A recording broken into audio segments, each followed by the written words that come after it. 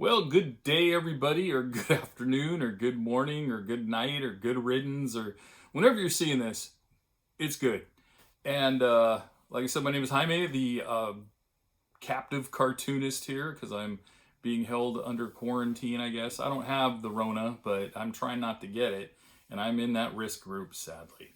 And this is vlog 72, and of course, I'm vlogging from the incredible Corn Tortilla Press World Headquarters, located on that mysterious island off the coast of Oakland, California. For those that know, you know. Today I'm drinking water. I've already done my couple of cups of coffee. Been through the shower. Been through the shower with a soap with no name. Anyway, and did all that stuff. And today we're going to talk about a band. Gonna do a music thing. I'm trying to do this stuff just to kind of give us a little bit of a break from all the crap that's going on in the world. And Lord knows I need just a little bit of a before I have to go back into it.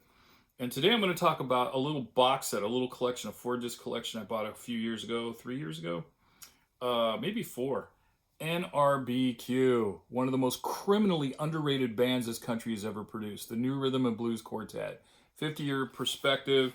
These guys were just incredible. They started in 1966. The name is still going now. Terry Adams, the keyboard player, is the only one left because Tommy Ardolino died, the drummer, a few years back, sadly. And Joey and Johnny Spampinato, the guitar player and bass player, went off and started their own group called the Spampinato Brothers, which I love. They have one album out. Order it. Go online, Spampinato. NRBQ even did a song called Spampinato, Terry Adams wrote. And they started in 1966. The lineup I saw was with, of course, Tommy, the drummer, Big Al Anderson on guitar, Joey Spampinato on bass, and Terry Adams on keys. All of them sang and or sing, and they're a phenomenal band. They're the musicians. They really are. And this set is a good way to start if you want to check that out. And it's on, what's the label here? I don't have eyeballs that work anymore. Oh, they're on Omnivore Recordings. So anyway, and it's a great compilation. It's phenomenal. I had to buy it, even though I got all their records. I have just about everything on CD, and I have a lot of their LPs. And how I first got into them is I heard them, I think in Sacramento when I was a teenager, and thought, oh yeah, they're okay. They're fun pop. And I heard them do a country tune too. I thought, hey, that's pretty good. Then I was in San Francisco around 1980, I don't know, 2 or 3. I lived in the Western Addition before I moved to the Mission. And I was coming home from work. I was in the Mission that day, had my burrito, going home from work to eat dinner, and looked up on a telephone pole. Because back in the day, they might still do it. You know, everybody used to poster on those for bands and events, mostly bands. And I noticed a poster was up for my band. I was in one of the bands. And I was happy to see it. Great, you know, where the word's getting out at least. And just slightly covering, I go, hey, who's covering that?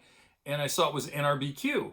And what got me was their tagline. And it said, where coolness is going, NRBQ has already been there and left. Laughed my ass off. So I made it a point, like, where are they playing? I saw them that week, was floored. Was just floored. And that's when they had Big Al as a guitar player. And then flash ahead to like the late 2000s, like 2000, I don't know, well, maybe mid 2005, 2006. And they were playing up in Santa Rosa. And this is when I was living in Marin County. And my friend, oh, he's gone now, Lee Lipsenthal, Dr. Lee Lipsenthal, man who probably went to more shows than anybody I know, asked me, called me up, hey man, you want to go see these guys? And I said, yeah, of course. And we went up, had dinner, and saw them in Santa Rosa, and just had a blast. I'm a total Q head. And like I said, they are just criminally underrated in this country. I mean, you got guys like Justin Bieber selling millions of albums, and you got bands like NRBQ. The other band is one of the criminally, if not as much more, as Los Lobos. Another band that can do it all. And I've seen them 30 times or 31 times now. Started in the late 70s at a cousin's wedding in East LA. I think it was El Monte, or I can't remember where Sylvia got married. And then I started paying to see them, you know, everywhere. And they're kind of like my Grateful Dead, if you will. And they always have a great show. You never know what they're going to do, and it's always a great show. Always.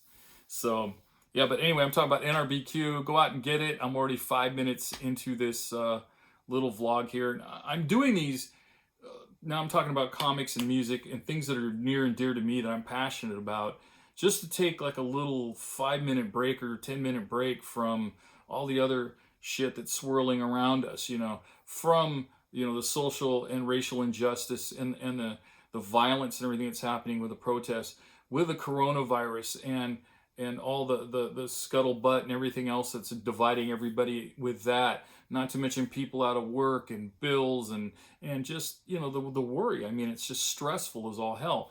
And these are things I try to do to kind of alleviate that. I'm trying to share it with you. Hopefully you get something out of it. If not, there's nothing I can do about that. If you do, thank you. We're connecting, and I like that. Let me know below what you think. Who's your favorite? Who do you think's underrated? I'm sure there's millions, but these are the ones I talked about, and NRBQ is the one today.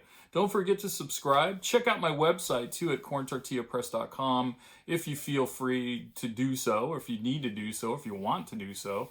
I have comic books, I have stickers, t-shirts, original art. It's all there. I have Venmo, PayPal. You don't have to buy anything. You just look. Let me know what you think. That'd be kind of nice. Also, ask me questions down below. I will answer them. And that's about it, I guess, for today's vlog. 72. Can't believe we're there. In the meantime, if you have to go out, please mask up. Please keep your head on a swivel if you're going to one of these protests. They're getting pretty violent, and sadly, it's the police. Nothing new there. The social distancing, I've just thrown my hands up with, because when you're at a protest, I've noticed nobody's doing that. Be sure to, though, wash your hands, sanitize, and most importantly, be kind to yourself and be kind to others. Okay? I hope that works. All right, everybody. Thank you for joining me. I'll see you tomorrow.